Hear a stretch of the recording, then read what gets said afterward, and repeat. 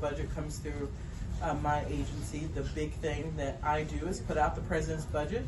This is his third. What we like to say is, don't tell me what you value, show me your budget and I'll tell you what you value.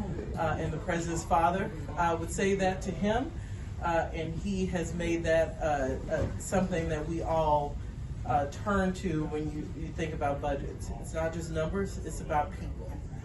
What do they show that you reflect?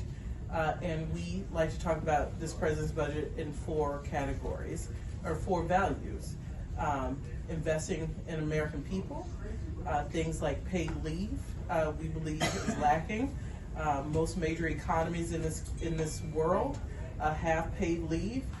This country does not. You're dependent on the kindness of your employer to decide if a family illness allows you to take time off work. We think that's wrong. We also believe that we should protect Social Security and strengthen Medicare. And this president has proposals, given that there are some in this town on the other side of the aisle who have proposals to cut Social Security and Medicare. This president says not on his watch. He goes further in Medicare by proposing things that would extend the solvency of Medicare by 25 years. We also have things that ensure that we're investing in the middle class and working families. This president believes strongly that we try to trickle down in this country. It doesn't trickle very far. So we believe if you do things like child care, universal pre-K 4 and 3, that you get women into the workplace. This is an economic argument. People aren't asking for handouts.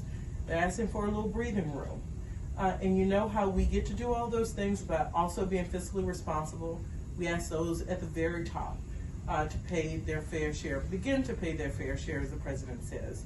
So we can do those things for the American people, but we've got to change the tax system in this country. This president believes strongly that it is unfair.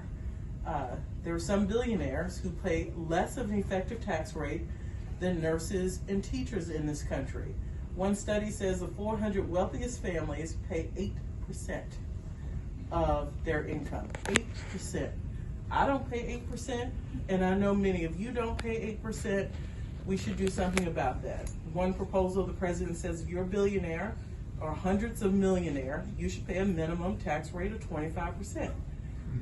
The president also says if you're a large corporation, your tax rate should go to 28%. Before the Trump tax cuts, they were 35%. So this is about fairness in the system.